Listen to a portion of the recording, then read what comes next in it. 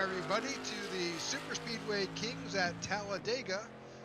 Qualifying has just gotten underway. I'm Rick Souza, and I'm here with my co-host, Jeff Eady, and we're with the IWM Broadcast Network. We thank you for joining us today.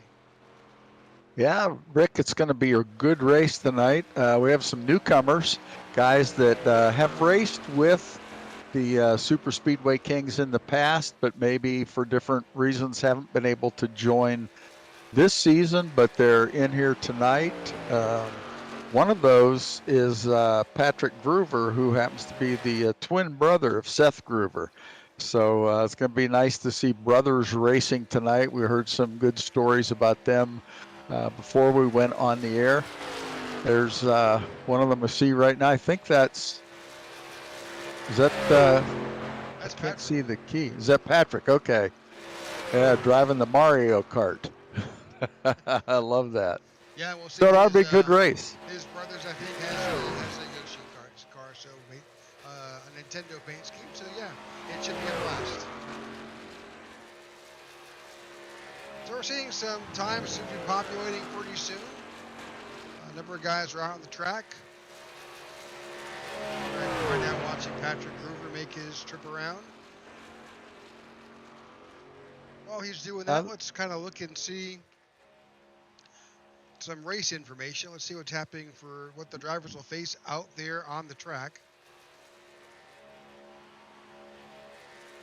So it looks like here it is actually a relatively cool evening with zero chance of rain. It's cloudy and it's only 65 degrees air temp with a track temp of 67. Oh, that's beautiful. No wind, 1 mile an hour, so no wind to speak of. We've got 77 laps tonight, which is what we normally run here at Talladega. They've only got 1 lap to make their qualifying run. 2 quick repairs, unlimited tires just like normal, and we have the option and possibility of 2 green-white checkers. Sounds good. So qualifying is still going on. We'll just update you y'all with the times we're seeing. We've got again a few competitors still out making their qualifying runs tonight. We've got, just get a count here.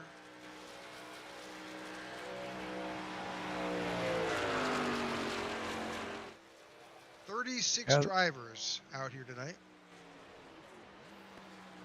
That's a good field. That's one more than last week.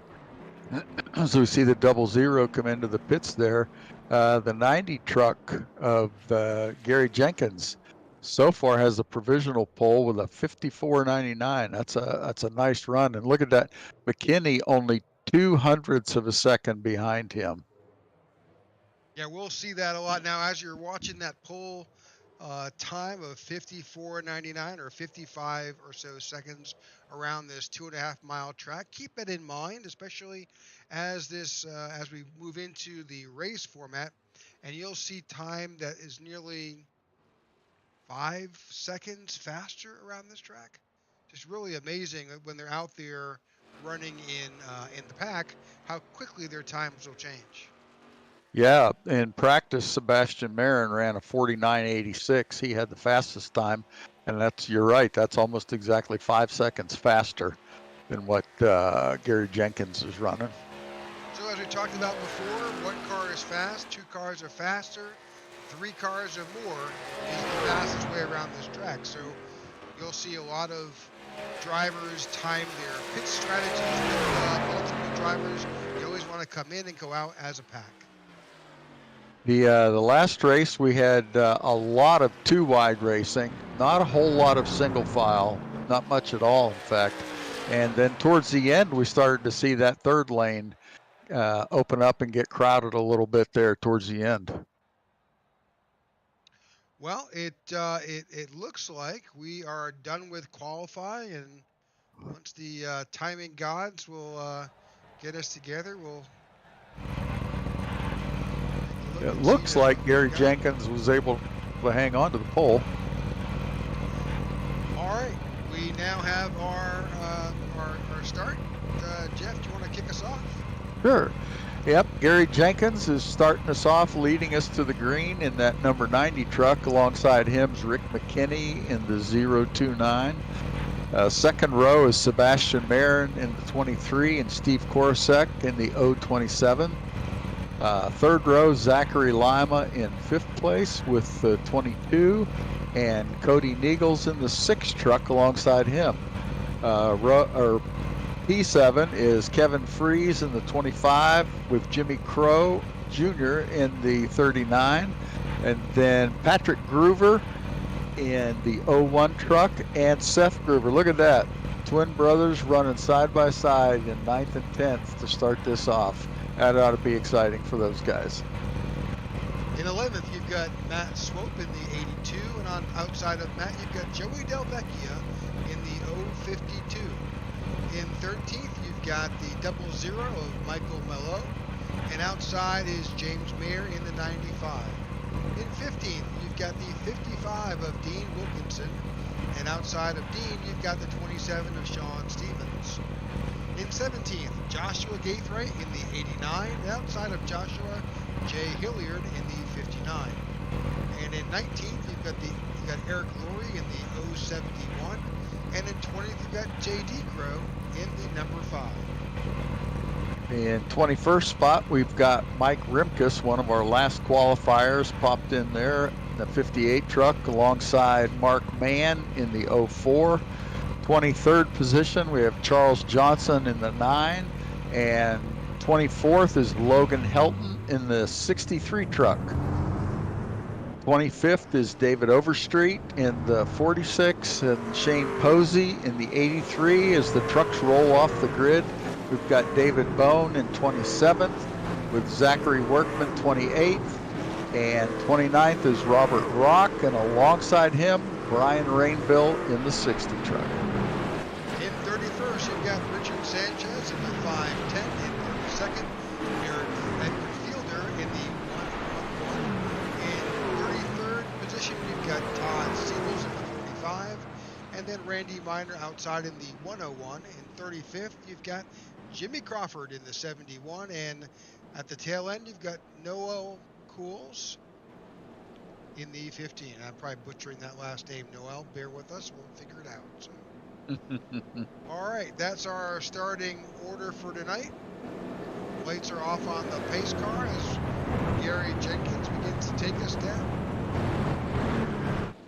We talked a little bit earlier about Patrick Groover's paint job there. It's really interesting. These guys are twins, and looks like they do a lot together. They're driving the 01 and the 02 truck, and they both have Mario characters as their paint job. So pretty cool. I love seeing brothers do that.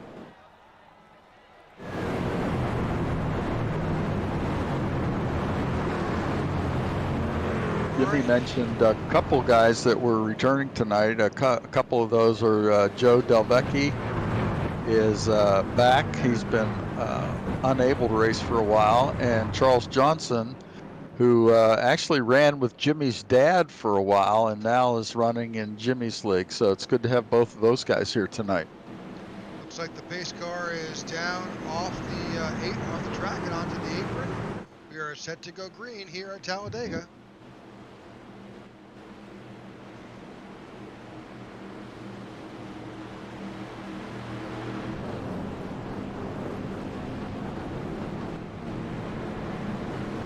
Green. Here we go.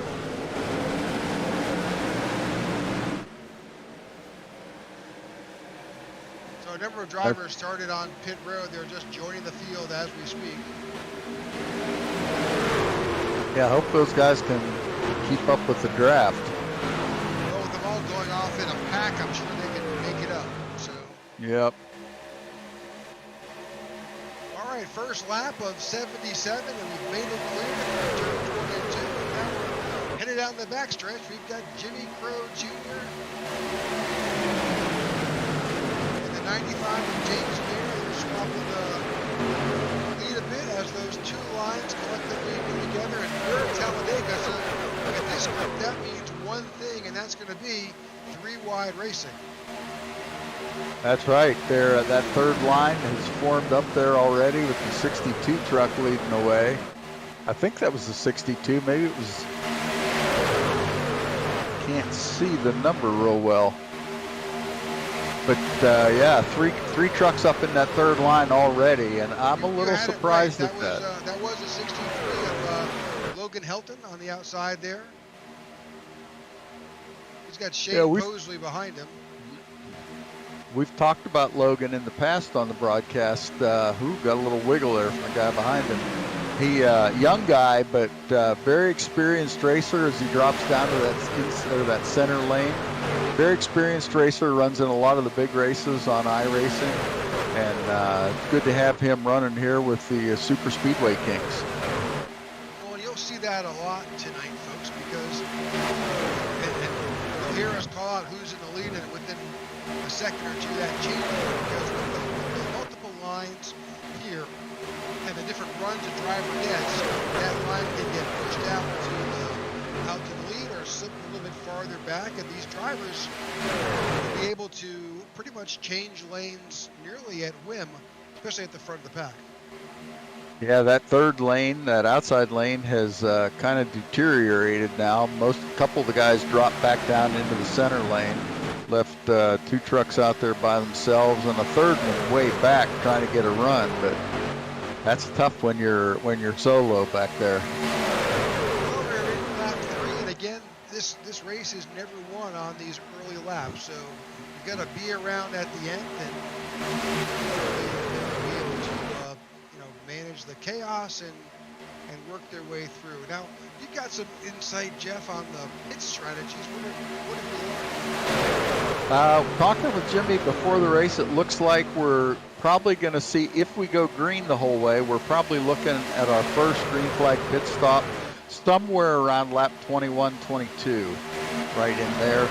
One of the things that we've seen in the past at Talladega is the guys do a lot of flip-flopping on tires.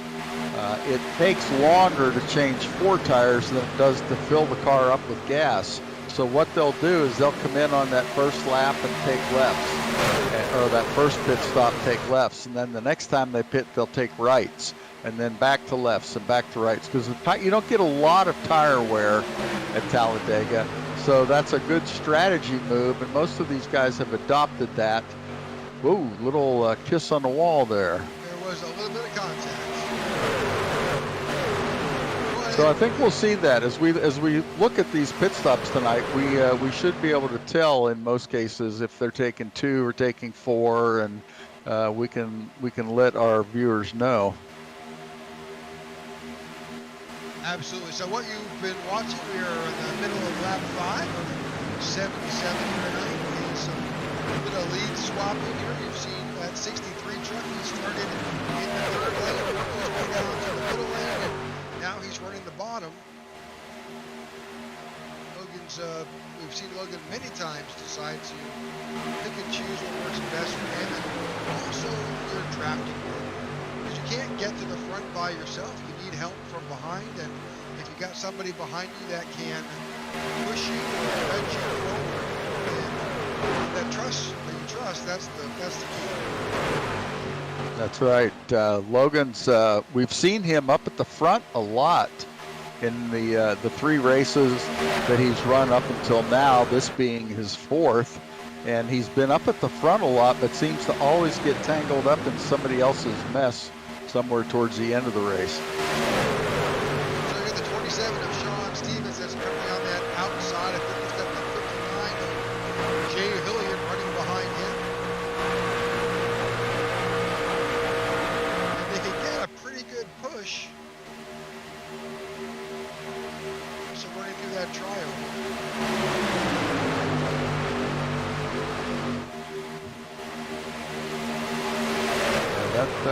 Logan is having a really good run so far tonight. He's been able to stay out in the lead most of this race so far. He's got the 95 of James Mayer pushing him. I thought we didn't see those 2 paired up before. So. You're right. It's a good combination. They work very well together, and That's what a lot of these guys are going to be doing this first set of laps, probably up till that first pit stop. Is trying to find a partner, trying to find somebody that they feel comfortable running with, that they have experience running with. Oh, there's a good run on the Wild truck there. That's 27 of Sean Stevens. That third lane is beginning to start to form up a bit. Yeah, they need to get a few more takers to be able to get a good solid run. That top lane's always the longest way around the track, and so you need to get up a good head of steam to be able to keep up with the guys. Well, we can definitely look at that low line. We've seen some 95, like 63 up front, 95 behind, the 39 behind him, and the 029, that's the 029 of Ricky behind the 49 of Jimmy Moore Jr. That middle line starts with the 27 of Sean Stevens behind the 27. We've got the 59 of Jay Hilliard behind him, the number 9 of Charles Johnson. And I guarantee you, as soon as I spit these out, it's all going to change. It always changes. Boy, I looked there for a second, and it looked like we had a lot of trucks in the third lane, and then some of them dumped back down into the middle again. Trying to see which lane's got to run and jump into that one. There, somebody jumped up there in that white truck. Yeah, see now we've got a good group up there in that third lane. All of a sudden it formed up and they're getting organized, and we're going to see them get caught back up with the leaders here, I think. So we are 3 wide here at Talladega.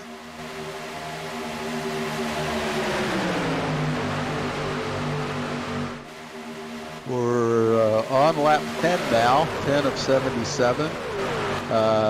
Very clean race so far. People are taking very good care not to put themselves or somebody else in a bad situation. You've got a lot of give and take in the early part of the race, but the closer we get to the end, you get less give and more take. During the field is bunched up into this main group of cars. There are 7 cars that are a little bit farther back. That is that line of cars that were part of the group that started on pit road. They're working their way up. We're about halfway to that first green flag pit stop, and hopefully we can stay green that whole way. That'd be it'll make it for an exciting intermission, so to speak. When you see these guys all starting to pit, they will start to pit in groups, and you cannot pit from the center row or that outside lane. So you've got to plan your pit stop in enough time or ahead of time to be able to get down to that bottom lane to get in position to get into the pits. Sorry there. Yeah, no worries. So I think what we've got is also some relatively good news. Those guys that started back in the pit have popped back, and they are now blended in here with the group. You can tell just by looking at the NASCAR tower, those time deltas going back all the way to 30th place are just at worst 30th is only 2.5 seconds behind the leader. So everybody is right here together. Yeah, one truck out already, the 15 truck of Noel Coers, and not sure what happened there, but he maybe didn't, looks like he may not have even started. Yeah, and that happens for a number of reasons, not only just for the individual, but you never know from a technical issue, things happen. So. Yep, yeah, sometimes we've seen guys lose their internet service right in the middle of the race before, and that's a shame when that happens to guys, but I've had it happen. You get the infamous packet loss message, and you're out of it. So we've seen that low lane kind of move out to a truck or two advantage, but that part of that push me, pull you effect of the draft is that middle lane that works its way back up. That third lane has kind of collapsed. laps of it. You still got the 071 of Eric Laurie out there, and the 89 of Joshua Gaithright. They're still out there. Somebody just jumped up. Yep, that was the 59, I believe. That's Jay Hilliard. Yep, you're right, 59. Boy, he just squeezed up just in front of that next truck and was able to get that position, but it's not taking him anywhere, unfortunately. He's that third lane is just kind of stalled out now with just those two trucks in it. Everybody trying to get up. The 5 truck just jumped up there, or the 6 truck, which is that? That's J.D. Kerwin's number 5. Okay. J.D. jumped up to try and see if they can get that line started, but just as quickly as you jump up there, someone falls back and takes advantage of the opportunity to slip down. You've still got the 63 of Logan Helton with his pusher of the 95 behind him, pushing him to the front. He is battling side by side with the 101. That's Randy Minor. We've got the 27 behind him, that's Sean Stevens. Yeah, I think we're seeing a lot of guys start to get positioned for those green flag pit stops, even though we're still probably 7, maybe 8 laps away.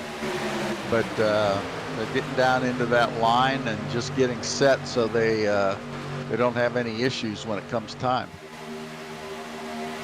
Well, as you stated, we are now at lap 15, so we've only got a few laps before we begin to see some, hopefully, green flag pit stops. That's always exciting here to watch these guys come in.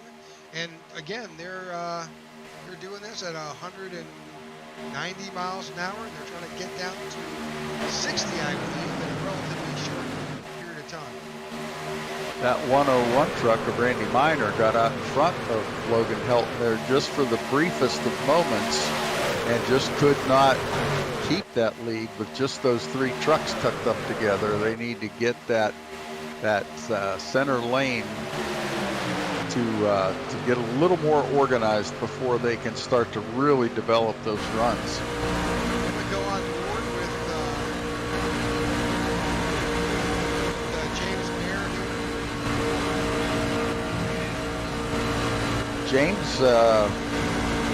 James was our winner in last week's race. Good to see him running in front again. He's running 4th in the season standings. Still about 28 points out of the lead, but by winning last week made a big jump. Got up, he gained 5 positions due to that win and really gained some ground on his competitors. You can see as we're watching him from the Robar cam inside his car, there's just little adjustments on that steering wheel. You're not making big adjustments as you're going around it at the speed they're showing. Let's get an idea as to what that dash is. 185, 186 miles an hour through the turns here at Talladega. See as he sucks up behind the 63 and gets push to the 63. What that does is overall speed. You can see him back off just a little bit there in the corner. You don't want somebody coming up and hitting you in the bumper while you've got the wheel turn. That never has a good result. So good to see James Mayer being able to do that. We do have some guys look to take their take lap. Oh yeah, boy, they're pitting early. They are. So that's lap 18. That's Sebastian Marin, Joe Del Vecchia, Cody Niegels, Kevin Fries, Seth Groover, Patrick Groover, Steve Korosek, and Zachary Lima, all coming in. We'll keep up with these guys and see just what they do. We're guessing it's going to be left side tires here. Whoa. That's Joe Del Vecchia. I think there's a fuel only. Must have been, yeah. So for most of these guys, it's pretty much a fuel only stop. See all the tires being taken there. And up front, back with our leaders. Yeah, I think everybody that wants to pit at this point in this first, now it would be the second set of people on this first green flag pit stop. They're getting down to that. You see that lower lane is really extended out there. You've got 3/4 of the trucks in that lane, getting prepared for those next couple laps when they come in. So Michael Mello, Mike Rinkus, and Jimmy Crawford just are currently coming out of the pits now again. Looks like they just did a fuel and tire strategy. We expect to see these leaders coming in relatively soon. Coming up to lap 19 again. Oh, here we go. There we go. Yeah, you got not all that inside lane, but you got a good chunk of it that decided to pit there. So your leader is on pit road. That's Logan Helton and the 95 of James Mayer, as well as everybody else that was on in that lead group. Matt Swope, Mark Mann, David Bond, Zachary Workman, and I think Brian Rainville as well, all came in for their first stop. Logan Helton took right side tires.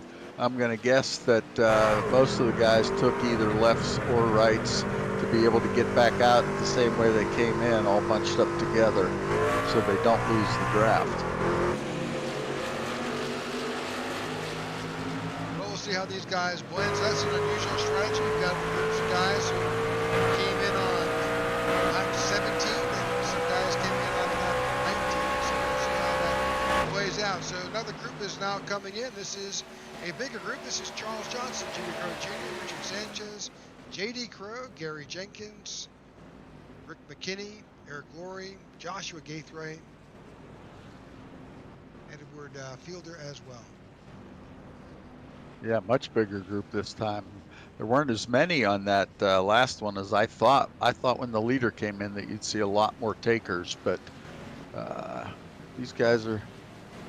I think part of it's, Jeff, what we talked about earlier, is that you've got to be in a position to get onto. Yep. Yeah, you're exactly right.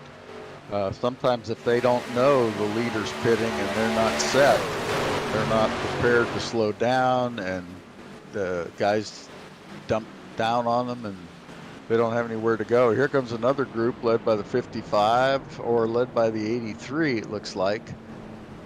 Yep, that's pretty much the last groups that had not pitted yet. That's Shane Posey, Dean Wilkinson, Jay Hilliard, Shane Posey, Robert Rock, Todd Siebels, and Randy Meyer. Looks like the 46 car of David Overstreet may have had an issue getting there into his pit box. Yeah, he missed his pit box there, had to back up and pull back in again. But he's able to get out good and clean. I don't think he'll have any trouble. He'll just lose a couple spots. All right, so your leader is now the 23 of Sebastian Marin with the 25 of Kevin Reeves. And this is what pit stops do, right? It begins to break up the field a little bit. It'll take a while for that group to catch back up and get run down by those guys who pitted on a different strategy. Yeah, we see Sebastian Marin out there in the lead, and he's running third in the points right now. Picked up one spot last week. And the interesting thing about Sebastian, he's running up there, and the top 13 plus a couple more down the list a little ways have run all 6 races, but Sebastian's only run 5, and yet he's still in third position on the season standings. So really good finishes by that 23 truck. Don't look now, the 01 of Patrick Hoover has made it to the outside line. He's got a pretty good... Oh, here we go. 27th around. Caution's out. That's Sean Stevens. Yes, it is. You're right. Let's see if we can figure out just what happened there. There's caution here in lap 23.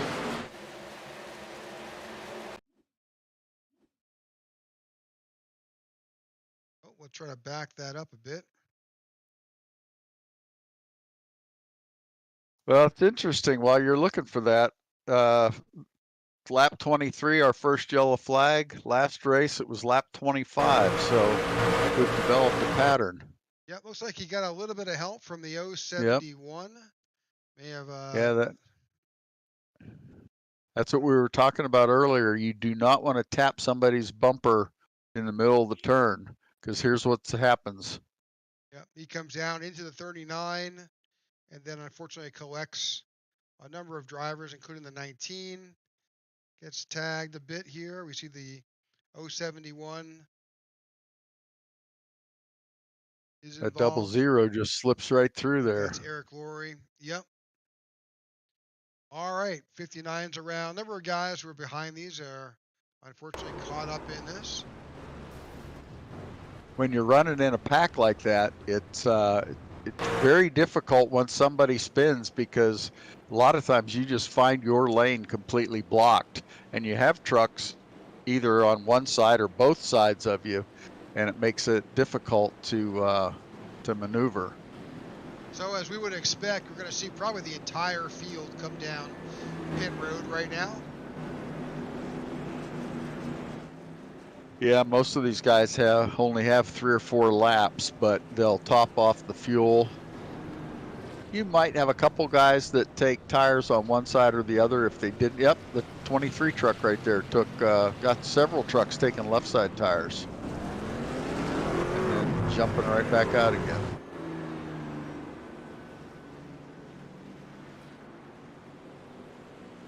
All right. Lap 25 here at Talladega. This is the Super Speedway Kings, and they're sponsored by Wow Video Tours, Fort Worth Screen Printing, and over-the-top designs. If you get a chance to visit any one of those sponsors, let them know you saw their logo on the broadcast from the IWM Broadcast Network of the Super Speedway Kings.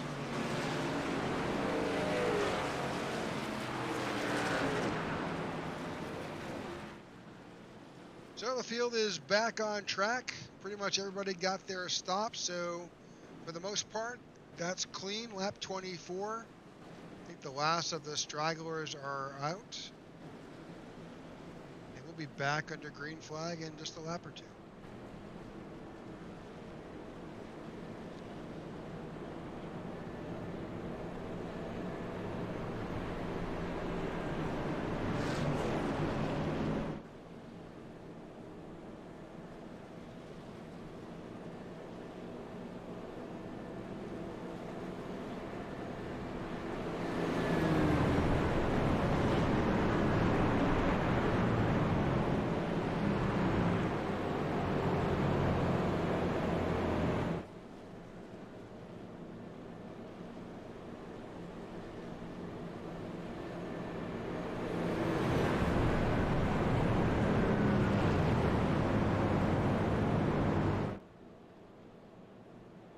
All right, thanks for tuning in. If you're watching one of our social media streams, we ask that you reach out there and like or follow one of our broadcasts, whether you happen to be catching it on Twitch or YouTube or Facebook. Please like or follow, and so you can stay up to date as to what's happening here with this league and other leagues that we may broadcast. Our Wednesday night is the Tech for Troops Cup Series, and that's a fixed race with the NASCAR Cup Series vehicles, and that's every Wednesday night. Here again every Tuesday night, you will find the Truck Series here with the Super Speedway Kings. That Wow Video Tours 27 truck of Sean Stevens ended up having to use one of his quick repairs, and just went back into the pits again just for a little splash of fuel, just to give himself any advantage that he could.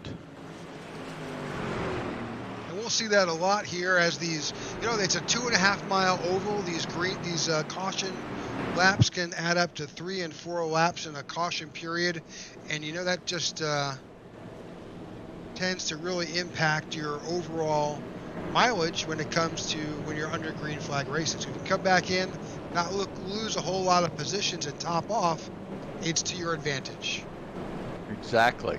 You'll see the guys that are running at the back of the field do that a lot, and hopefully give them a leg up if there's another quick yellow.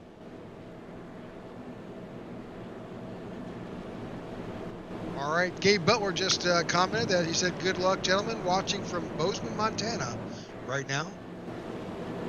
Thanks, Gabe. We appreciate you watching. Yeah, Gabe's in second spot, P2 in our season standings. So not being able to be here tonight is probably going to hurt him a little bit when it comes to his points position. But to be spending a week or whatever amount of time he's in Montana, that's pretty country. You can't beat that. All right, we are about to go back to green flag racing.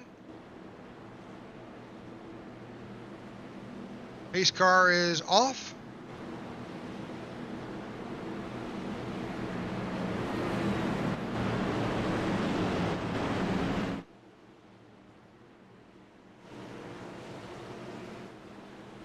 We're coming into the Geico restart zone. And we are under green. All right, back to green flag racing here with the Superspeedway Kings at Talladega, lap 27, and the 23 of Sebastian Marin on the inside is battling the outside of that's Kevin Freeze on the outside lane. They are door to door here in turn 2. Yeah, it looked like Kevin Freeze got a little bit of a jump, but when they get down to the turn, that inside lane has an advantage, and the 23 of Sebastian Marin was able to get back out in front again. He's got a good push coming there from behind. Got Mario Kart on the outside there. That's the Nintendo sponsored vehicle. I think that's Patrick Groover on the outside. I think that's his brother behind him. Looks like. Yeah, I think you are correct. Eddie, you are correct. The 01 is in front of that outside line, and the 02, the Groover brothers, are making that outside groove work. Yep, I think we will see them together a lot tonight. They got their paint schemes are different, but yet matching, similar sponsor, similar paint, and twin brothers.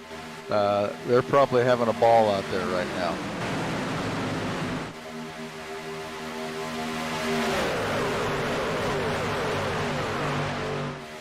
That third lane is beginning to get a couple of takers behind the Groover brothers. I think that's the 63 of Logan. I think he's testing that water. Should I come out in the water? Should I pop out? The 6 has moved up. That's Cody Nagels has jumped up in front.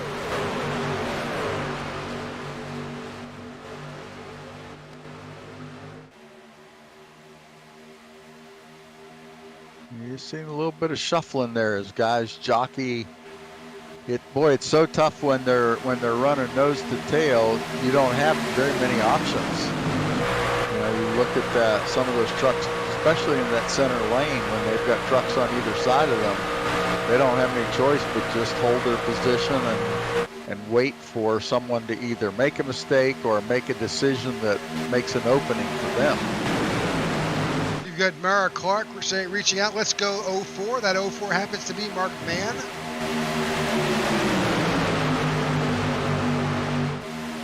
And now we are 3 wide solidly here at Talladega. And that's a heck of a shot right there. That really is. You see how tight all those trucks are together. Sometimes it's easy to overlook the skill that it takes to drive 3 wide at 185 miles an hour, inches from the truck in front of you, behind you, to the left and to the right. Very, very close quarters here, but these guys make it look easy, and it's not. I can tell you from experience, I would not be able to hold my own with this group. Well, right now you're on board with the 95 of James Mayer. He is in the middle of this sandwich of these lanes here. You've got pretty much surrounded at the front is pushing Zachary Lima.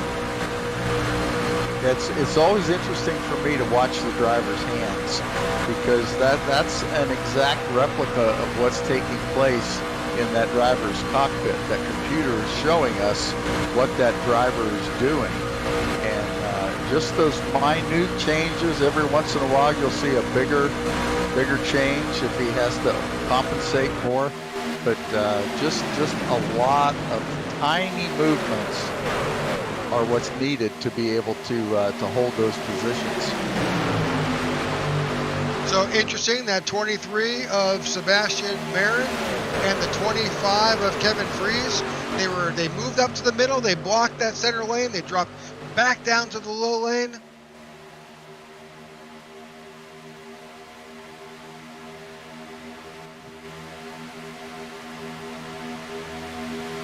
Leading that middle lane right now is the 22 of Zachary Lima. He's got the 95 of James Muir behind him, and the outside, the number 6 car of Cody Nichols is out front. He's got the 01 behind him of Patrick Groover, and Seth Groover behind him. Going back a little bit farther, we'll try to spot you and get you some more information as to who's running in that car.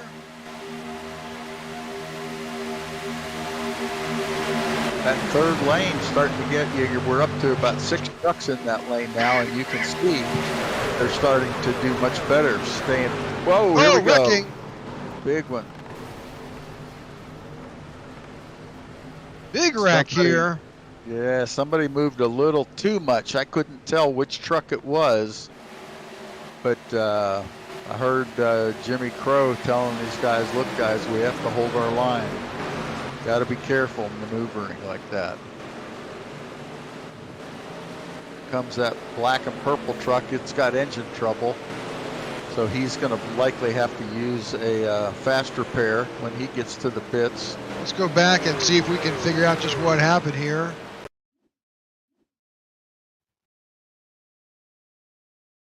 Oh, there it is going on. We'll try to back it up a little bit.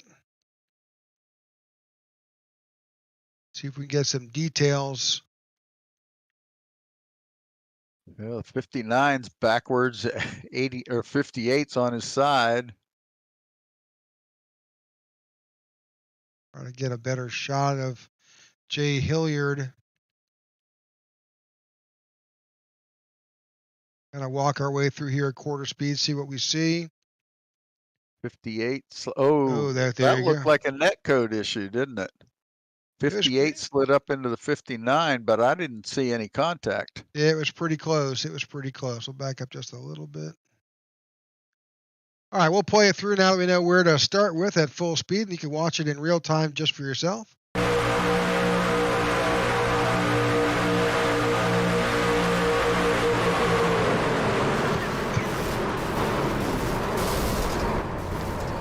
A lot of carnage here, for sure. And you're right, Jeff. It looked like there was a little bit of potential contact there, or what the, what you just heard us refer to is netcode. And what that means is that there's, as you can tell, there's probably a lot of math going on here. This is obviously a simulation, so although it looks real at times, that netcode means that network and those computers and servers that host all this basically anticipated that those drivers would have contact. And while it was close, the computer made that happen. Yep. The 39 truck of Jimmy Crow, our league director, got caught up in that as well. And again, another example of just what happens when you get an accident, when there's that many trucks in that close proximity. There's just nowhere to go. The guys coming along behind that, you're running 185 mile an hour, and you have just a fraction of a second to make a decision which way to go, and it's tough to always make a good call in those situations.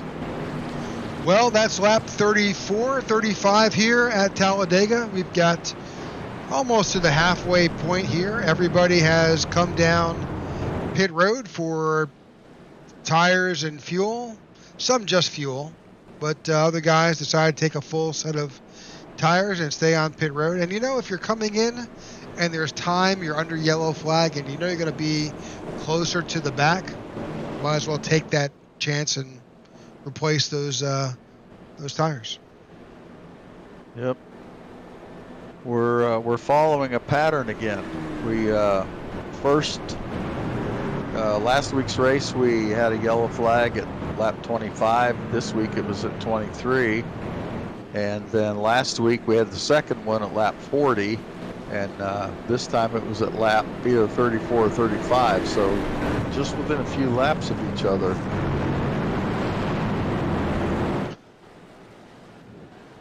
Well, it's just inevitable. It really is at this point where you'd love to be able to say you'll have an entire race and no cautions will come out, but it's just hard. Oh, it really is. Now, if we follow the pattern from last week, we ought to get down to somewhere in the close to lap 60 before we have another one. Let's hope we can do that. Get a good long green flag stretch and another set of green flag pit stops. The green flag pit stops really shake things up. So what we are seeing is a number of drivers are actually on pit road now. They are topping off their fuel tanks to head back out on the track. As we had said earlier, when you're sitting around pacing on a 2.5-mile oval, they're anticipating that things will settle down and we'll see another round of green flag pit stops sometime around lap 56. Yeah, Sebastian Marin in that 23 truck was our leader.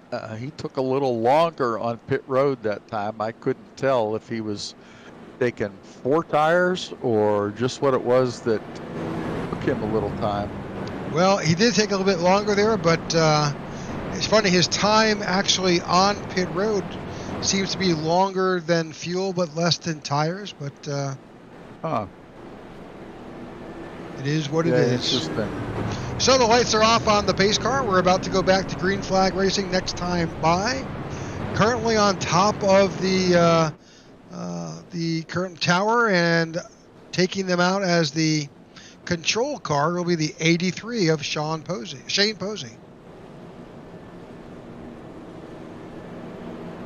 It's like outside of Shane will be the 029 of Rick McKinney.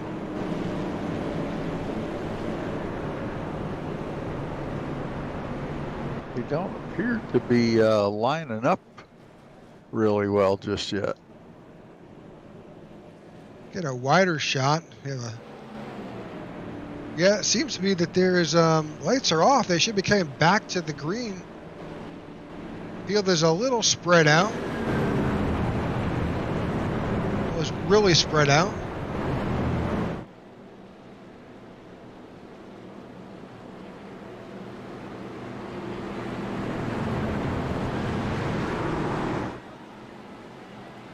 Oh man, pace car is off and they're all in single file.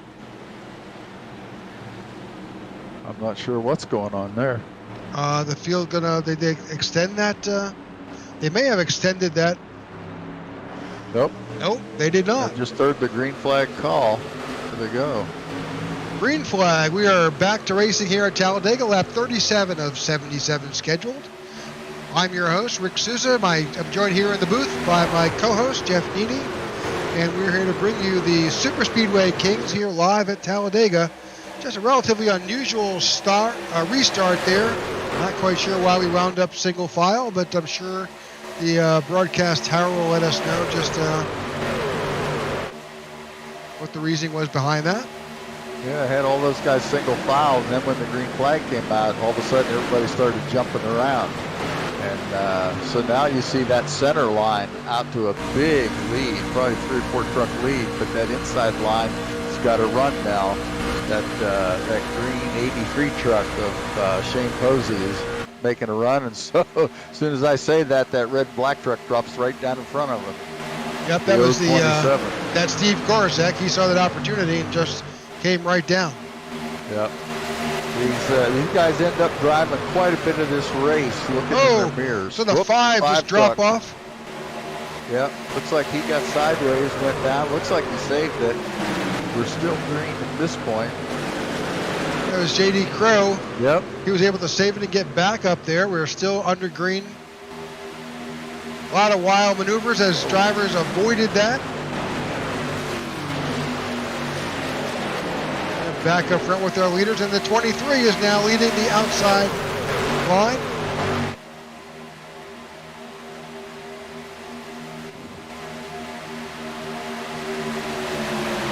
He's got some pretty good help with the 63 of Logan.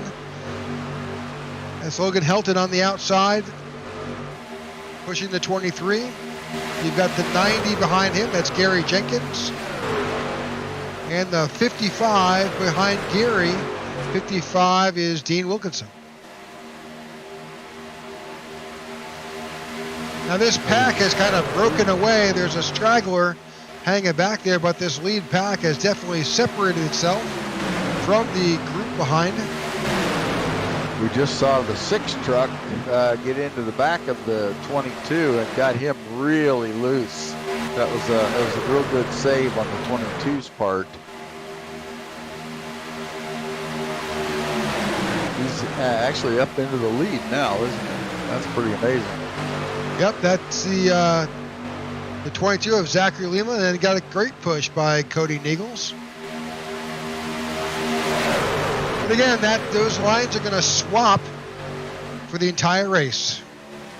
We saw Logan Helton in that 63 truck. He was back around 15th somewhere, and now all of a sudden he's up near the front, second truck in that outside lane.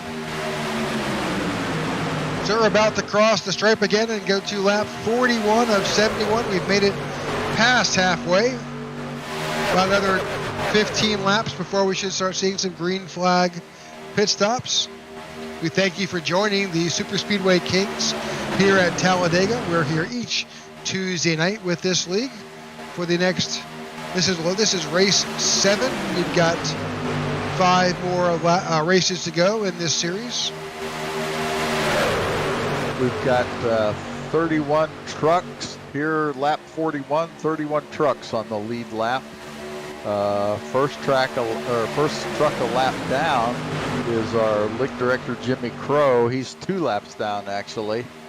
You saw Jimmy get caught up in that last accident and either had to get towed back to pit road or had to spend some time on pit road and put himself 2 laps down. But then we go. Next truck is Joe Dellavecchia, 7 laps down. Jay Hilliard, 7 laps down, and then David Bone, 21 laps down. And those guys probably a little bit out of contention, but yet still out there running and still doing a great job and having fun and honing their craft. The only way you get good at racing in these super speedways is to do it a lot. And these guys are showing us how it's done tonight. Well, that's exactly true. This is certainly a craft that is best learned doing it. So, all right, lap 42. Our leader, the 027 of Steve Korosak, but again, that could swap any second as the 22 of Zachary Lima and the 23 of Sebastian Marin take turns at the front. Up there's Sebastian Marin going into the lead there, and then he drops down to that center lane. Saw that momentum coming. Seems to be that third row ends up working out to be an opportunity row. Guys will use that to gain themselves a couple positions on a run, and then as soon as they have an opportunity, they'll drop down to that center lane to try to improve their position. Now he's back up again to the outside. That's kind of surprising. Well, may have used that opportunity to try and lead a lap and get any extra points that you can.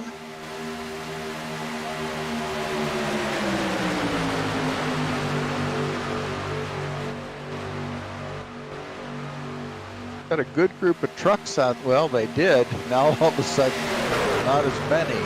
The pack's a little bit smaller now because we have some guys broken up and running further back.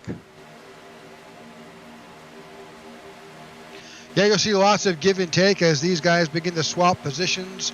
And really, as a driver, it's up to you. What is working for you? Where can I best be safe and run with the guys that I trust at 190 miles an hour, and then at the same time, where can I best position myself?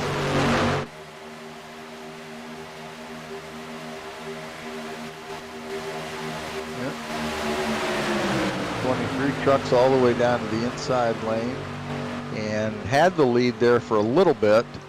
Now the 6 truck of well, as soon as I say he has the lead, 23 goes back out in front. Yeah, that's what we've seen all these times with these guys here at the Speedway Kings. Their ability to swap leads back and forth and change lanes is remarkable. So, if you're watching some great three-wide racing here at Talladega. This is the Superspeedway Kings, and this is what they do. They run the races at Talladega and at Daytona and maybe another track. We'll see what the future holds for this group. But plate racing is an art, and these are your Picassos. Well, that is the truth. We were talking a little bit ago, right before that last yellow flag, about how these drivers have to drive with their eyes on their rearview mirror. You've got to see what's in front of you, but they spend probably almost as much time looking in the mirror to see who has a run. Where's that run coming from? How can I position myself in front of that group that's coming up behind me? You just saw was that the 6 truck, I think, that dropped down into the inside lane? That's the 6 truck of Cody Nagels, who currently is running right up front. Personally, that inside lane's where I always like to run. I just feel much more comfortable there than I do in either of the other 2 lanes. Oh, now we're 4 wide here. Whoa, wrecking. Uh-oh, whoa, boy. Caution, yeah, big wreck. Big wreck.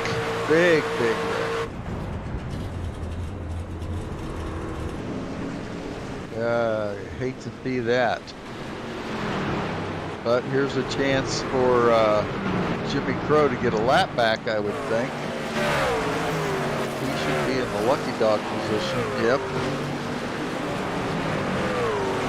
Well, I'm not exactly sure where that came out. We'll have to go back and try to figure out just what happened there.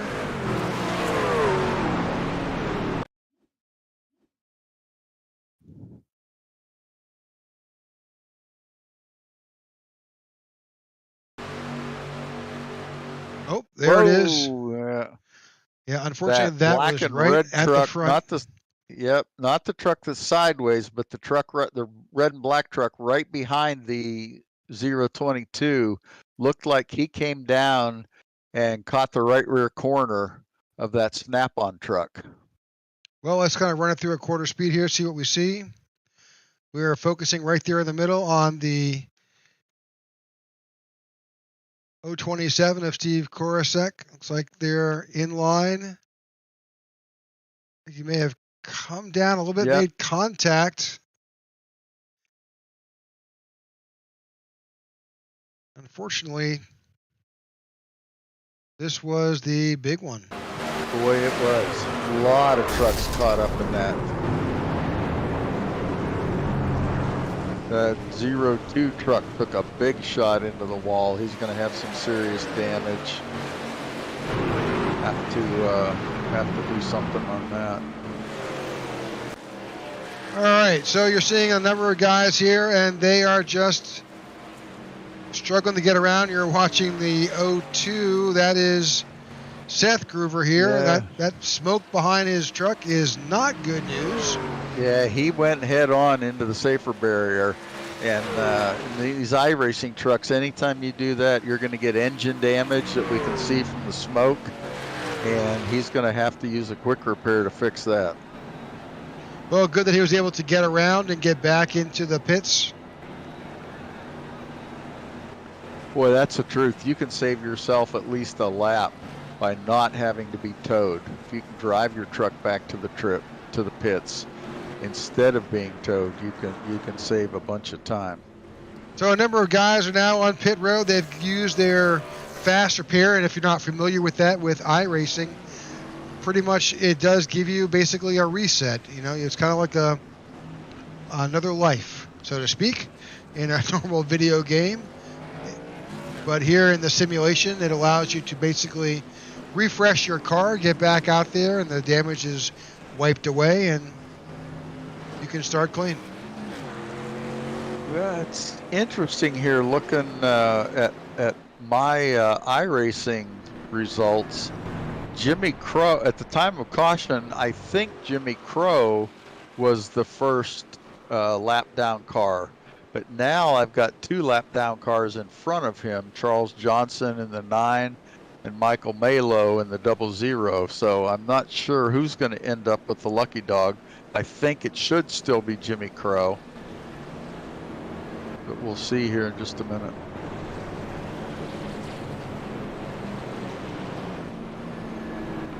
All right, we are at lap 49 of our scheduled 71.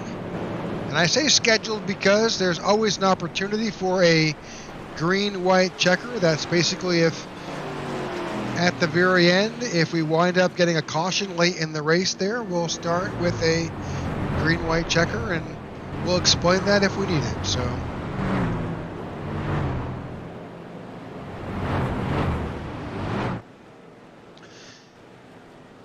All right, cars are on the backstretch. They are still just basically coming off of pit road. Pretty much the majority of the drivers did pit if they weren't involved. Even if they were not involved, and you may see a few others who will come back down here and top off fuel. You'll see a number of drivers drop. Yep. Yeah, they would have had used up about 14 laps of fuel and tires. So, yeah, I would think everybody would come in at that point, at least for fuel. So about a third of the field is back on pit road, just topping off that extra half a gallon that they may have burned up during those pacing laps.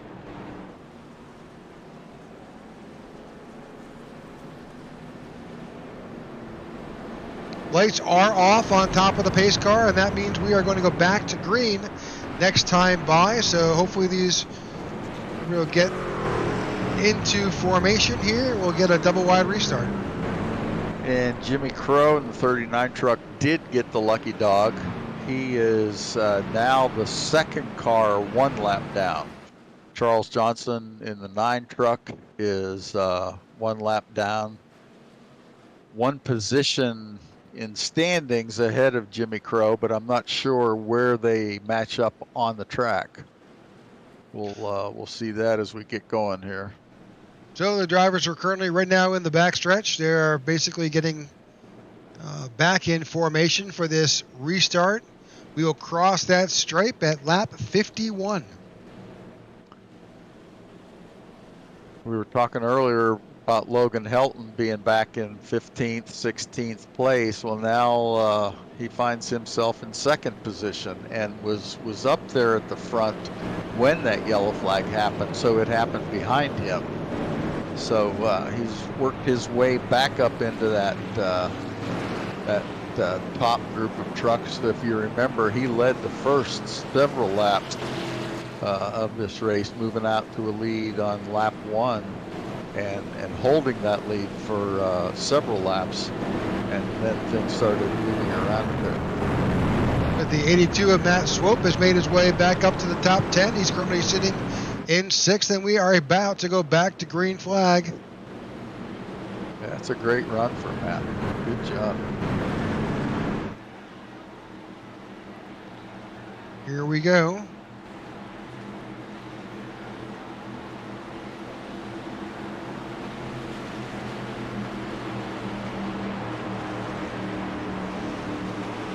Green flag. Green flag. We are back to green flag racing here at Talladega with the Superspeedway Kings. Superspeedway Kings racing here with their truck series is brought to you by Wow Video Tours Fort Worth screen printing and over-the-top designs. Really want to thank those sponsors. They're what make it possible for us to be able to broadcast these races, bring these drivers to you on a weekly basis, and we could not do that without them. So thank you guys so much. Well, we haven't gone around an entire lap, and we are back to green three-wide racing here with the 90 of Gary Jenkins on that outside, with Sebastian Marin with the 23 behind him, and the 027, who was involved in that earlier incident, on the outside. That third lane really got a run, even with just at that time 3 trucks in that lane. You can see them up there holding their own. They're adding a 4th, now a 5th truck, so that'll help them even more. They lose a little bit of time in the corners, but they can make it up on the straightaways. We can jump in and ride along with, so we can take a peek inside the 82 of Matt Swope. I love looking at that shot in the center lane with traffic.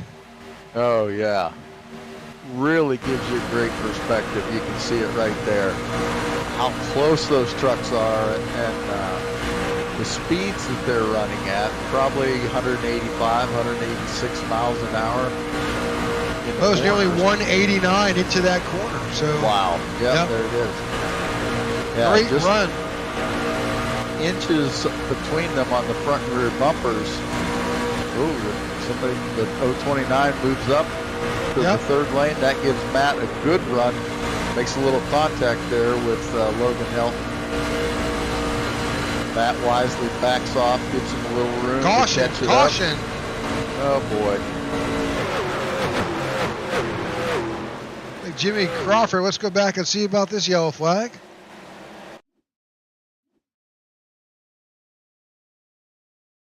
Big checkup. Oh, huge wreck behind the leaders.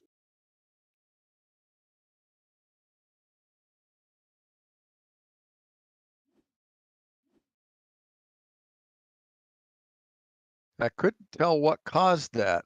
A lot of cars involved. Jimmy Crow was just working his way back up, and he got caught up in that one too. Try to get a far chase shot from number 60 with Brian Rainville and just see what we see here.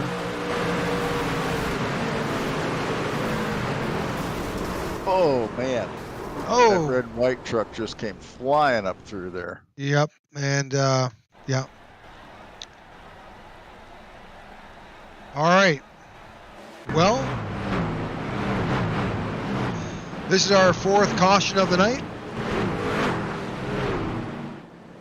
24 laps to go here at Talladega. Number of drivers were caught up in that. Jimmy Crow Jr. We saw Brian Rainville. Randy Miner was involved, I think. Field coming to pit road now. Yep. Eric Laurie, James Mayer.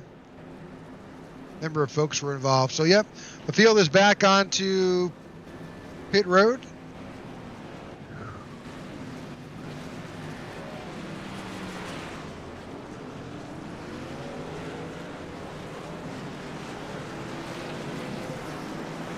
I'm just seeing fuel. I didn't see tires, but I'm sure somebody did. Pretty much the entire field was a fuel-only stop. Wow. I take that back. Looks like Shane Posey may have gotten tires, as well as Seth Gruber. Patrick just took fuel only. That number of guys did a 4-tire change.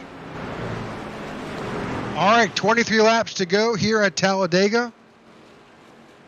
We've Somehow through all that melee, Seth Gruber and Patrick Gruber have been able to stay together. Yeah, they sure have. That's crazy. Well, by the time we go spinning and flipping and sliding around, it's very tough to stay with your dance partner.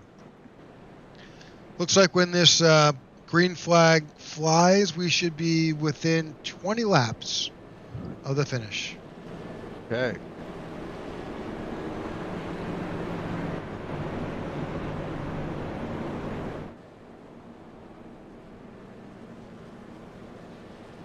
All right, we thank you for tuning in to the IWM Broadcast Network. We're here to bring you the Super Speedway Kings each and every week here on Tuesday night.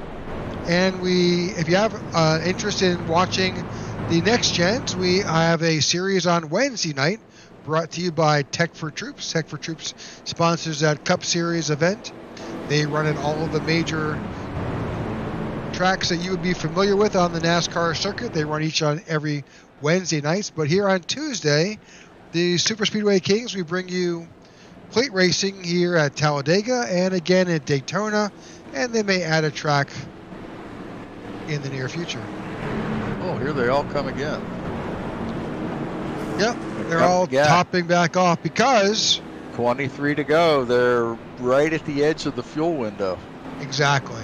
And so if there does happen to be a green-white checker, they will probably not need to come back in. Nah, I think you're right. And I have a feeling, though, if we go similar to our history, we'll have another yellow as we get a little bit closer. The guys start to get amped up a little bit, start getting antsy about getting to the front.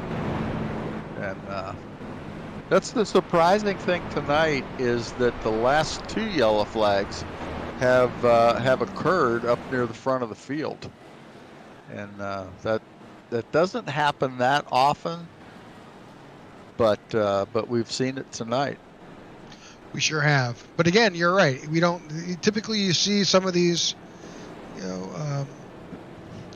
issues happen further on back in the field, but well, here it is, and here we are. So with 22 laps to go, we'll take the green flag at the stripe, which will leave us 21 laps to finish this event here.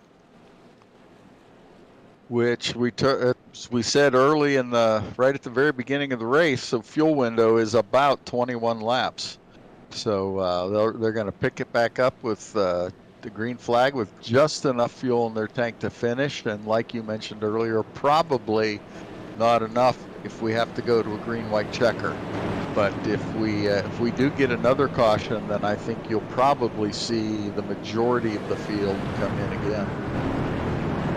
It's hard to, if you're leading, it's nearly impossible to save fuel, but if you're a couple cars back in the pack, you will save some because you're not really flat out. As you're going into one of those turns, you're backing off a little bit because the way that the aerodynamics work, you're not burning as much fuel by pushing someone as opposed to being pushed. So the pace car has dropped off onto the apron, and we're about to go back to green flag racing here at Talladega.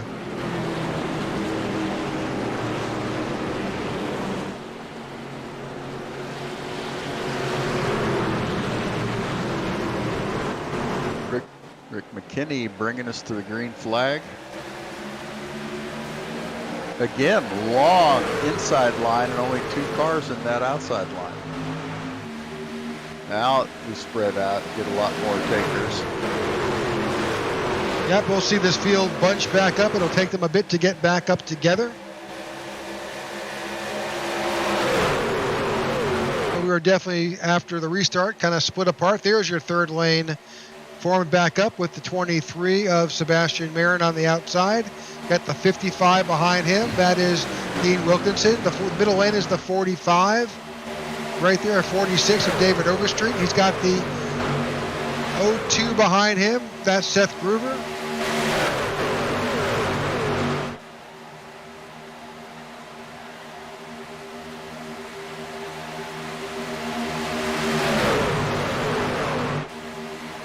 You got Rick McKinney down there on that low line.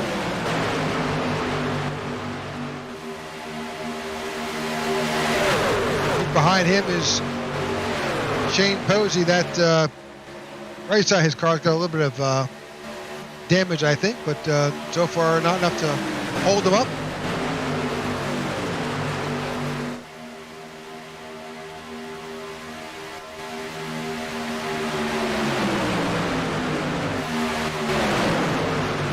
sure what happened to the 63 truck of Logan Helton, because he's been running up front, but now he's clear back in 23rd position. Let's see, with 20 laps to go, how long it takes him to work his way back up. Hopefully he's got some drafting partners back there. The field is kind of broken up a little bit. We can kind of bring up the track map. So it'll kind of give you an idea.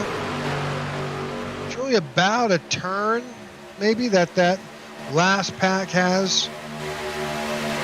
And that last pack is being led by Edward Fielder, who's got Logan Helton, Zach Workman, I think, and Eric Worre back there.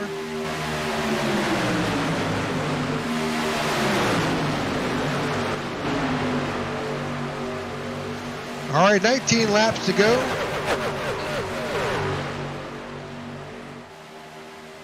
$18 at the stripe. You're watching the Superspeedway Kings here at Talladega.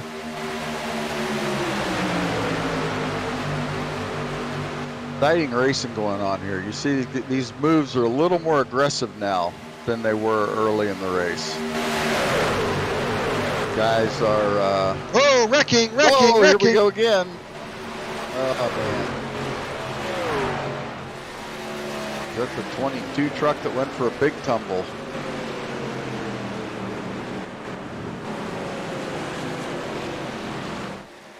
Zachary Lima was leading at one point there, but I think when that happened, he was back around 7th, 8th position somewhere. We'll try to get a feel for... Oh, let's go to the 22 truck of Zachary Lima. Let's back that up just a little bit with the far chase shot here.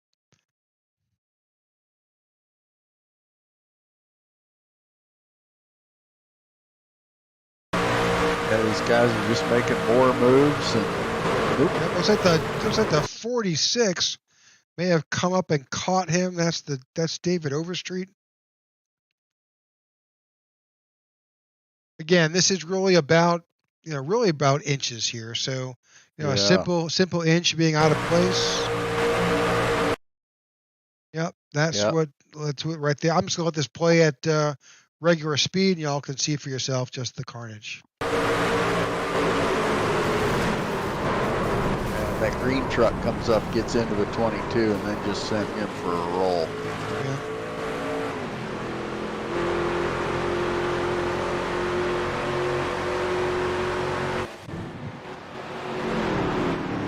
The 22 truck of Zachary Lima is just sitting in the pits right now.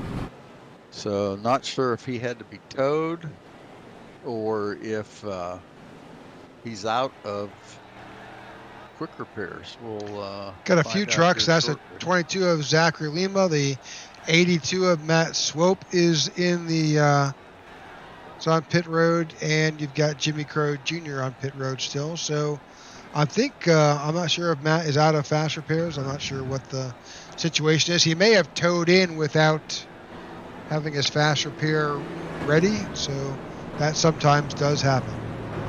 Yeah. So we've got a good bit of folks who are currently on pit road. They are, for the most part, topping off with fuel to get back out there with 16 laps to go. Probably by the time they get back to green flag racing, down to 14 laps to go.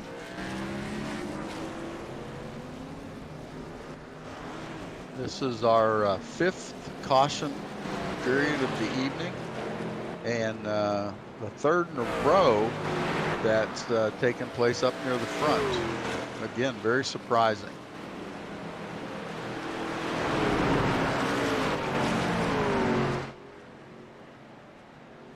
All right, so right now Dean Wilkinson is currently scored as in first place, and he will be the control car tonight as we begin to go back to form back up and get back to green flag racing sometime probably around lap 14 with 14 laps left to go.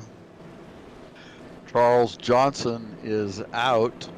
I'm guessing he was 2 laps down, and I'm guessing this last caution he must have gotten caught up in that and disappeared from us. You got a number of guys who are still on pit road. Zachary Lima, Matt Swope, Randy Miner, Gary Jenkins in the 90.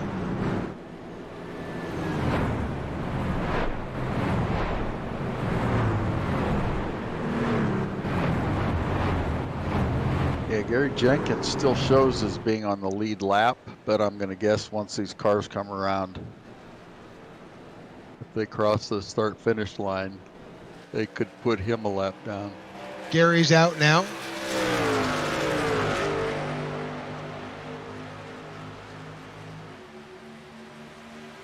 That's the 101 of Randy Miner. I think Randy is a lap or two down. Looks like Gary was able to get out in front of the pace car. That's good news for him. We may see a few takers at some point. Or not. Takers or fakers, one or the other. All right, the lights are off on top of the pace car. That means we'll be coming back to green flag in one lap. That'll be lap 14.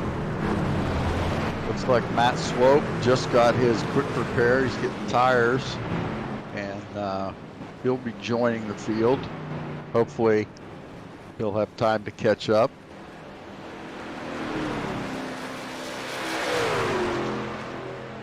That's Matt coming off of pit road.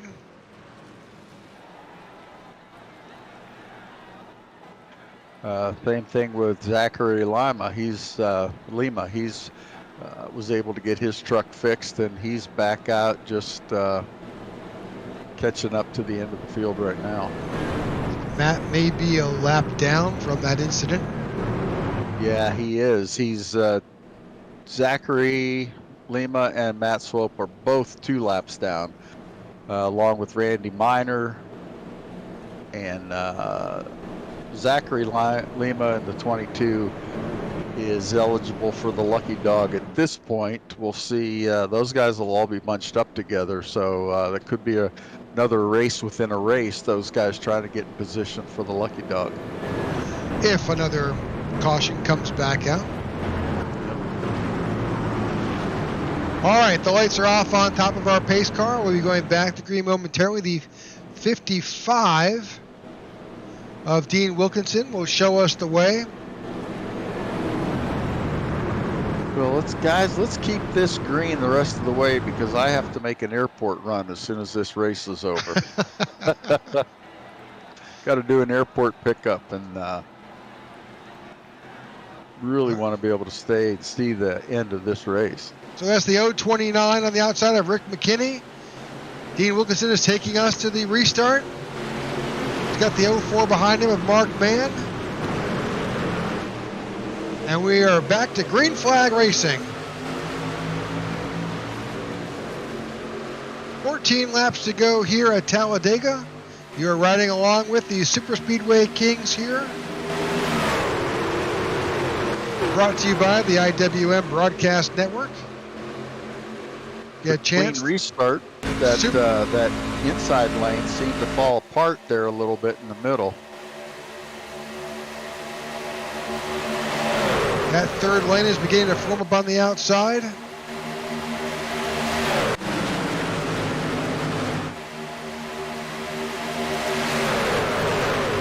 Something you don't see that often. That center lane got enough of a run that both of those trucks at the front of that center lane moved down to the inside lane. Big move by the 83 of Shane Posey to jump out to that outside lane. There are 3 wide here at Talladega. Got the 04 Mark Mann leading that inside lane, leading that charge.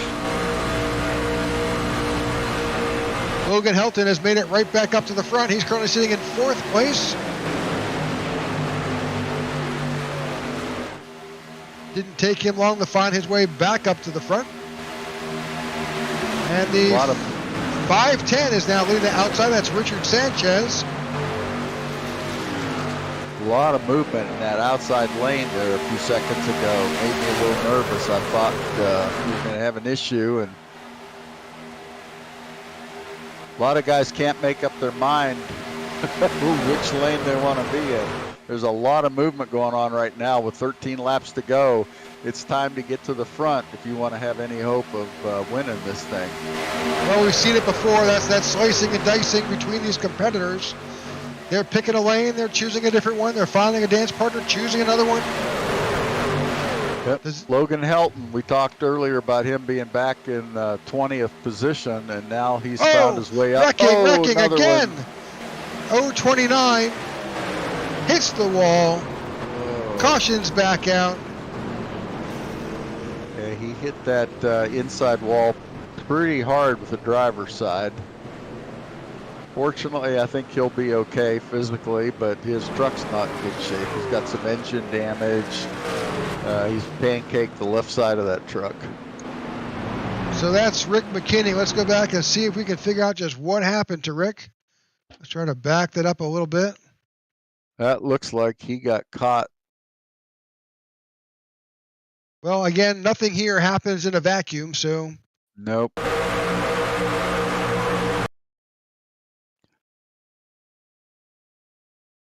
We have got a little bit of a tap from the 46. Let's go a bit slower. I think so.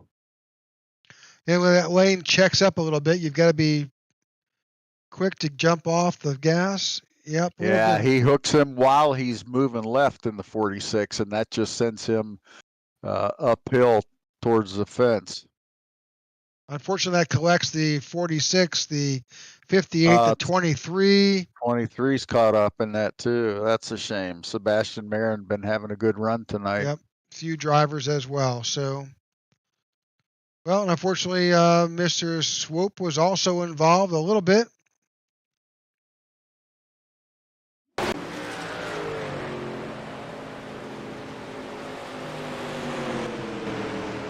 All right, your eyes are on the 029. That's Rick McKinney. His car has definitely got some damage. You see the smoke billowing out from the back of that. He's going to need to get into onto pit lane and figure out just what's going on with this car.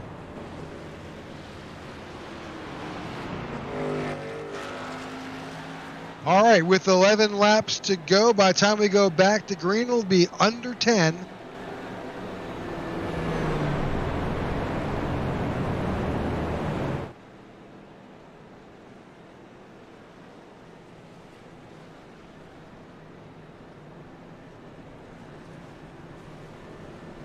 We'll be going back to green with probably 7 laps on the tower. A lot of cautions here tonight. Boy. A bit more than usual, but and again, as you mentioned earlier, we're seeing a lot of it towards the front, which definitely makes things a bit more challenging for these drivers. Yeah, that was another one making 4 in a row that came from up in that, towards the front, up in the top 10. So it's unusual, but sometimes it happens. Guys get aggressive, they start moving, and the closer it gets to the finish, closer we get to the checkers, the more guys start to make moves that they wouldn't make early in the race, try to fit their truck someplace where maybe it's not quite small enough to fit, and somebody quotes Bubba Wallace and says, "I'm not going to lift," and then it just then it's wheels and body parts going every which way.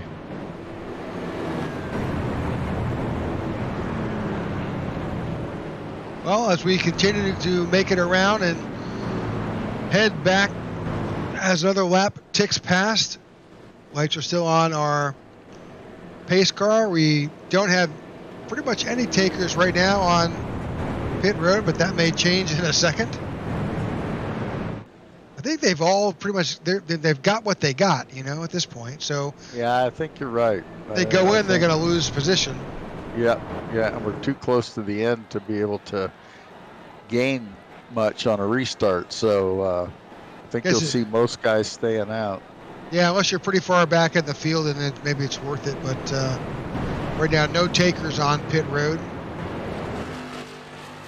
Been interesting. I've been trying to listen to the radios a little bit, and as competitive as these guys are, and as much as they want to win, they're still really good sportsmen. I could hear them on the radio talking about drivers telling other drivers where their truck's damaged, trying to help each other figure out, am I gonna be able to keep speed, or am I gonna be slow and hold people up? And then if they are, you'll hear them tell people that. Sometimes you'll even see them get down onto the apron to get out of the way. Just good, clean racing. None of the accidents that we've seen tonight have been anything but just good, hard racing. Just two people trying to get the same position, and just things happen when you're going that fast, that close together. Yeah, I think you're seeing, again, as we've talked about earlier, it really comes down to fractions of an inch, or just, a little touch here, a little tap there, and it doesn't take much at 190 miles an hour to send one of these cars around. Well, lights are off on the pace car, which means we'll be going back to green as they cross the stripe to start with lap 8. Just 8 laps left to finish this event here at Talladega with the Superspeedway Kings. The 18-year-old Logan Helton bringing us to the green here shortly. We've talked about him several times. He ends up running up at the front in a lot of these races. Hasn't gotten the result that he would like very often, but it's just a matter of being in the right place at the right time. You get caught up in somebody else's mess, and there's not much you can do about it. But so far tonight, he's stayed clean, kept his truck in good shape, and ready to go to the finish now. Pace car is down onto the apron. The 027 on the outside of the 63 of Logan Helton. That's Steve Korosek. He's in charge of that double file on the outside. Logan Helton will take the restart. Enter the Geico restart zone. Green flag. We are back to green flag racing here at Talladega. Great restart. Getting a good push there. Logan Helton's getting a great push from James Mayer. Huge run, huge run. Big lead, yeah. 3-4 trucks getting out there in front.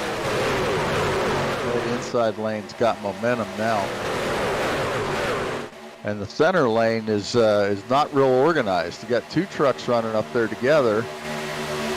They're trying. They're trying, but it's just taking them a while, and the inside lane is staying together, staying committed, and just pulling ahead. But 8 laps to go, coming up to 7 laps to go. There's still plenty of time for that center lane to get caught back up. Oh, whoa! Another wreck, there it is. Another wreck. Another yellow. Oh man, I hate to do that. Looks like Cody Niegels was involved in that.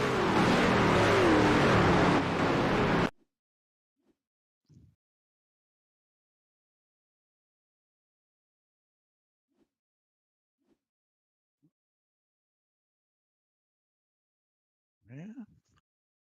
Try to figure out just what happened here. We got some tempers flying on the radio there. Yep, that's understandable. Yep. Nobody likes to get this far in the race and have somebody ruin their race.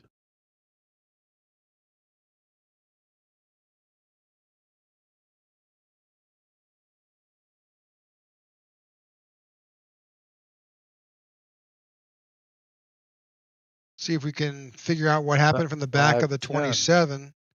The 027. Looks like that 510 truck comes down. He's still clear. Looks like there's a little contact with the 02 and the 027. Oh, there. Yeah. Checks up the 510. The purple and black gets tagged on the rear bumper, and that turns him and makes him come straight down. into the 01. Doors Yep. the 01. The 01 continues. That's Patrick Gruber. He just drove through the grass, but there was some little carnage going on behind. Yeah. That's the 6 Behind car. those guys. Yep, that was Cody Nichols going around. Let's kind of.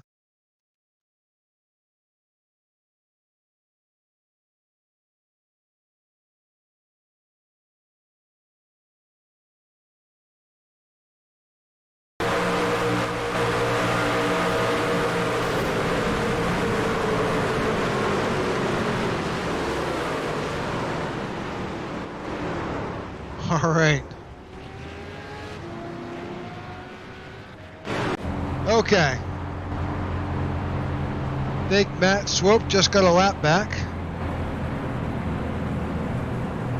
Good for him. Yep, he would have been eligible for the lucky dog.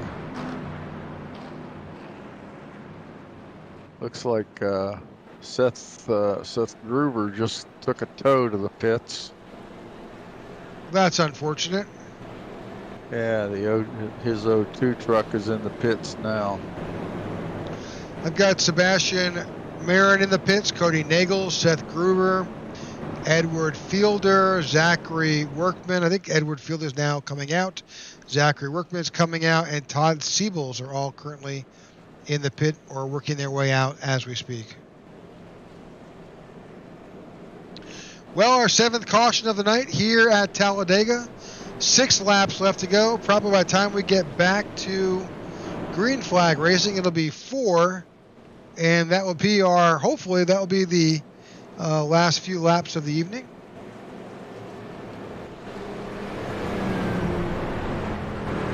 But again, like always, these guys typically bring you the best. You're getting the best plate racing, 2 and 3 wide, especially here at Talladega. We're going to get a point shuffle if they finish like this. I think we have only 2 of our top 5 points leaders are in the top 10. We've got James Mayer in the 95 truck, who's running 2nd right now, and then Dean Wilkinson running 4th in the 55 truck. He is in P5 in the standings. So those guys, if it finished like this, those guys would improve their position, at least improve themselves from a point standpoint. I think that's the 06 of Cody Nagels and the 23 of Sebastian Marin getting out ahead of the pack to not go further down and stay on the lead lap. Yep. Lights are off on the pace car. Those guys will have enough time now to rip around and catch up to the back of the field before we go green again, which is a good advantage for them. Matt Swope did get his lap back. He's only 1 lap down now. He and Richard Sanchez are both 1 lap down. Well, I'm sure they're hoping for a caution, but we're not. That's right. This is, if we have another one, you're going to be on your own to finish the race. I'm late leaving right now. We'll see if we can get to the end. With just be 4 laps when we go back to green, your current leader is Logan Helton.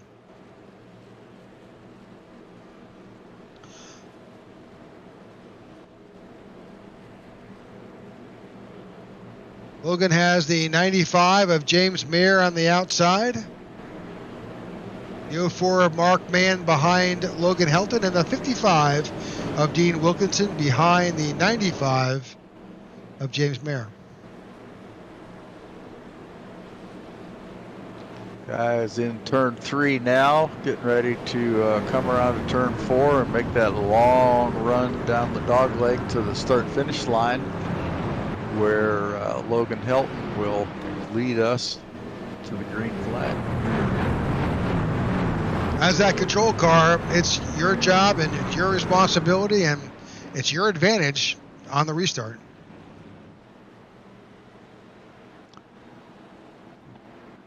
Pace car is on the apron. They come to the stripe, it'll be 4 laps. Pace car. He looks like he's going to spin it out when he dives down to the apron. He's a very aggressive driver.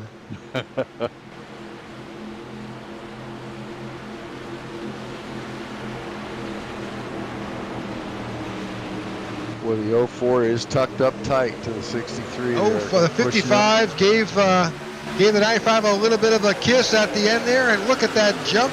Boy. A great bit of bump drafting right there at the start-finish line. Pushes the 95. Yeah, got him out there in front, but he doesn't have any help. That was some great driving. That 83 dropped off the racing surface. Had two guys down there below the yellow line, able to hang on to it and get it back up in line. Oop. That's the 95 dropping down in front of the 63. Again, 4 laps to go, 3 at the stripe here, and we are 3 wide here at Talladega.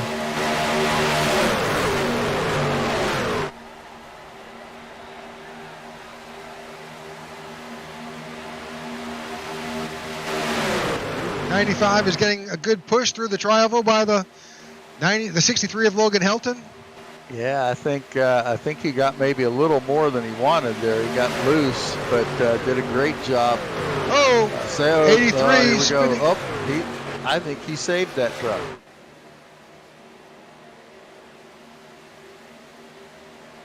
We are still under green. 3 laps to go. 63 got up into that center lane. Whoa, wow. That was an aggressive move. That was the 027 of Steve Korosek. He saw a spot, and he took it. He did. He was clear, but I think you couldn't squeeze a banana between those two bumpers. 95 moves up to the middle line, leaving Steve Korosek there on the low line. He's got the 4 behind him of the 04 of Mark Mann.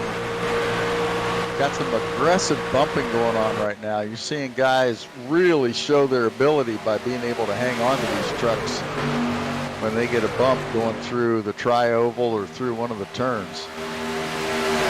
2 laps to go. We cross that stripe. It'll be the final lap. And if the yellow comes out after we've taken the white flag, that pretty much wraps up the race.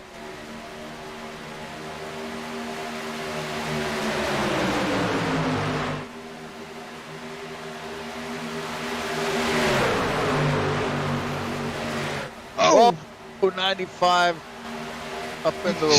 Saves it. Oh, it's going to go. It's going to go. It's going to go. They stayed green.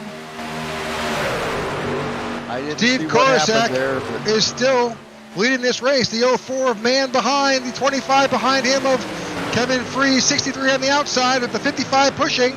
That's Dean Wilkinson pushing the 63 of Logan Helton. Center lane's getting a run now. This is the final lap. Still anybody's race.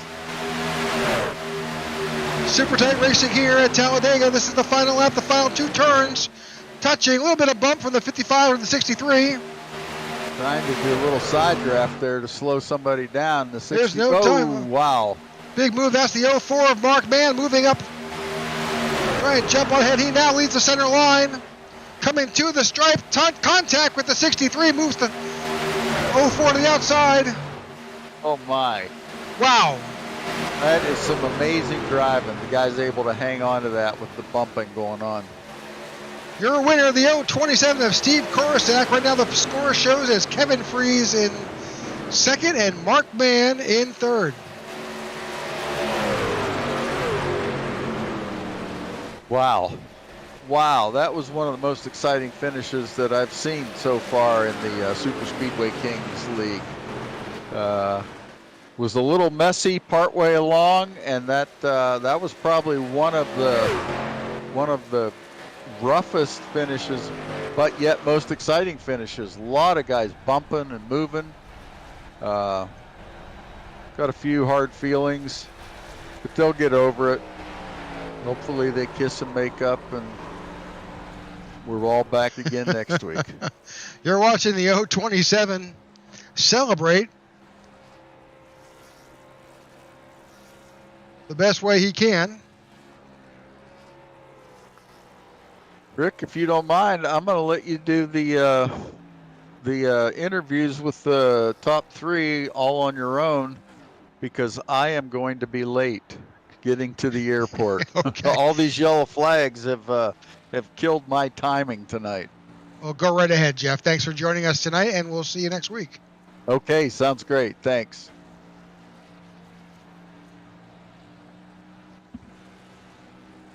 All right, folks, we now have the results in final for the Speedway Kings here at Talladega. Your winner, the 027 of Steve Korosek, followed by Kevin Fries.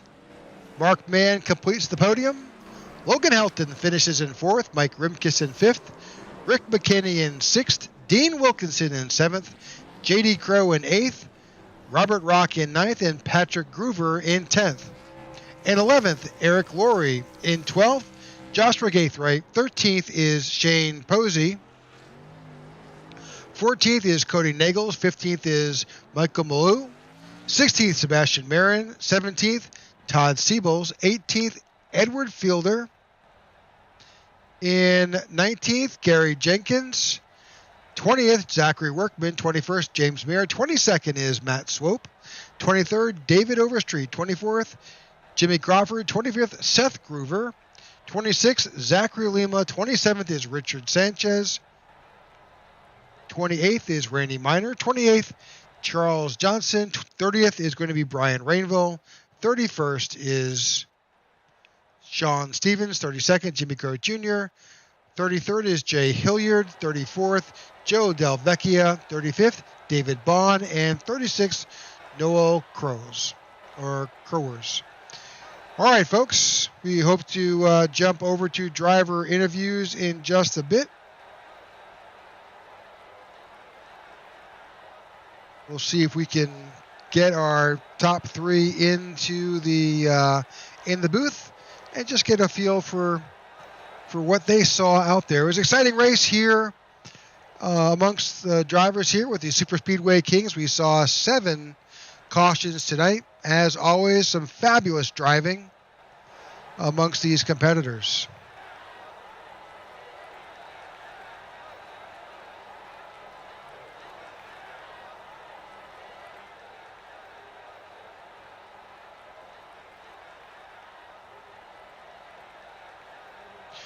Mark Mann, welcome to the broadcast booth. Thanks. Congratulations on your P3 finish. That was exciting. Yeah, it was. Give us a little hint about what you saw out there tonight. There was certainly a lot of aggressive, not in a bad way, but certainly a very calculating movements. What was your strategy, especially with those last late pit stops? Well, I was just kind of hanging out in the back the first half of the race and avoided a few wrecks, got into one, and then it was all about basically just trying to maintain track position, try to be in that top 10, top 5, especially after that last caution. And then just there at the end, these trucks just, man, when you really tried to push somebody hard, they just weren't connecting right, and everybody was getting pushed loose. And like Steve, when I was pushing him there, I just felt like I was getting him loose every time I touched his bumper. So congratulations to him on the win. That was fun there at the end. Had a lot of fun tonight. Oh yeah, we as did Jeff and myself from the broadcast booth. It was an exciting race to watch, and certainly watching you work your way up through was pretty amazing. I think you started. Where did you start? You started 19th. Did I have that right? Yeah, I think so. Or 21st. Yeah, you picked up 19 spots, so you were 22nd to start with. So that's a fabulous finish. Hard charging. Great job. Thanks. Yeah, just a lot of this racing, we had a green flag pit stop there. That was a lot of fun. Got separated from the field.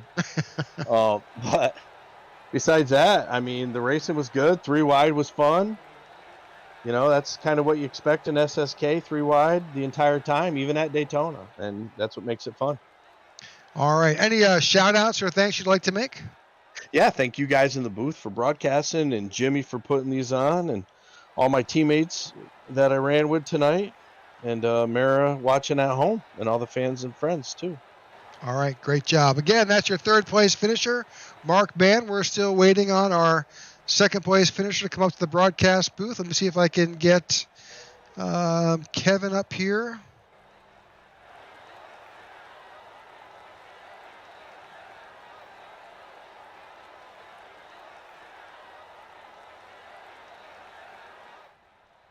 Kevin, welcome to the broadcast booth. Congratulations on your P2 finish. Thank you. Tell us a little about that those last few laps and that late caution. Yeah, it got a little hairy there at the end. It was tight racing up front for a majority of the race, and then there was a little netcode incident that happened that turned into a couple more cars involved, but it was some good racing, and I was happy I was able to be there when Steve needed that final push there at the end. Well, we were definitely impressed with the way yourself and then Steve's moving. We're going to have to talk to Steve in a minute about that. But that last 2 laps was probably some of the best racing we've seen here, especially towards the coming to the checker that we've seen all season. Yeah, it was really tight. There was a lot of really good 3-wide racing for a majority of that race. A couple of just simple things that happened that caused some of the wrecks, but it was overall, I mean, when you have that tight of racing up front, you're going to have some little things happen, and you just hope that you can make it through it. Well, that's always the case, right? Survival at this point, so. Oh, absolutely. You just hope that you're cleaner than the other cars around you so you could get a good finish. Makes perfect sense. Any shout-outs tonight? Shout out to the guys I was running with, the Dale Cup guys tonight, and Jimmy for putting up with our craziness every single night. I know it can be a bit of a handful, and you guys are putting on our great broadcast this season. They've been really great to watch when I can't race because I'm at work, and then going back afterwards to just watch it all back again. Well, thank you so much. We enjoy what we do, and watching you guys race, it's pretty exciting. So, again, that's your P2 finisher. That is Kevin Fries, and we're hoping to get our winner right now. That is Steve. We'll try to find Steve here. Steve, welcome to the broadcast booth. Congratulations on your win. Hey, thanks, guys. How's it going? It's good. Unfortunately, my broadcast partner Jeff had to slip away. He had a run to the airport to take care of his family, but you got me. That's so. Tell us a little bit about those last few laps, especially that late caution, and then most importantly, that move you made at the end there to put you in position was just it was awesome. Oh, thanks, Steve. Yeah, just I was a little nervous. I didn't have any help around me from my teammates. Kevin was a few cars back, and he was the only one who was up there. So I thought I was gonna get freight train. I was just fighting to stay up there, and it worked out. I got lucky. I got to thank Kevin for the push because I wouldn't have won it without him. Well, that move that you made at the end there to come down, you couldn't have squeezed a single sheet of paper in between you and the trucks you were around. It was pretty impressive. It definitely was an art the way, you drove your truck for sure. Oh yeah, I was telling Seabass that we kept having runs in the third, and every time we'd get to the front, Logan come up, block me last second, and he did it to me a few times, and I tried to time it right because I knew he was probably gonna try it again, and I think I just caught him off guard and got lucky there. But hey, it all worked out. It sure did. So congratulations on your win. Any shout outs you'd like to make? Yeah, I just want to give a shout out to Jimmy Crow for running the league. It's one of the best leagues to run. It's super fun. I got to thank the Dale Cup boys and Evan and the Groover brothers. And thank you guys for the broadcast. It's really fun to watch after the race. I'll definitely be checking it out here in a few minutes. That sounds great. We appreciate that. And congratulations on your win again. All right, that is your winner, Steve Karasek. He is the winner tonight here at the Superspeedway Kings at Talladega. We're so glad you could join us. I'm going to try and see if Jimmy is able to come in and give us some additional information about what we're going to see next week. Hey, Jimmy, welcome to the broadcast booth. That was a heck of a race. No, it wasn't very good. Now I'm dealing with after race drama. Well, I figured I would pull you up to the broadcast. Part of being a league owner, when you have a race like this, you got to deal with this stuff. Well, it was certainly one of the most exciting finishes we had. I'll give you that. A lot of late passes, and that 3 wide towards the end, and Steve's slingshot to the front was definitely exciting. Yeah, I just wish it would have been a little cleaner. I don't know what's going on. I don't know. We've been having full moons on Tuesday nights, and I might have jinxed us, you know. They normally run a whole lot cleaner. We just hadn't been able to put it together yet. Well, it'll happen. So, Jimmy, where are we next week? Looks like we're going to be at Daytona. All right. So we'll be here again next Tuesday night. We'll be at the fabulous Daytona facility for the Superspeedway Kings. I want to thank you for tuning in. If you are watching on one of those multiple social media streaming sites, whether that happens to be YouTube or Twitch or Facebook, please like and follow the broadcast. That way we can help you to be informed about upcoming events here with the Superspeedway Kings and other things that the IWM Broadcast Network can bring to you. We thank you for tuning in. I'm Rick Souza and my co-host Jeff Needy. We thank you for watching us here at the IWM Broadcast Network. Have a great night. We thank you.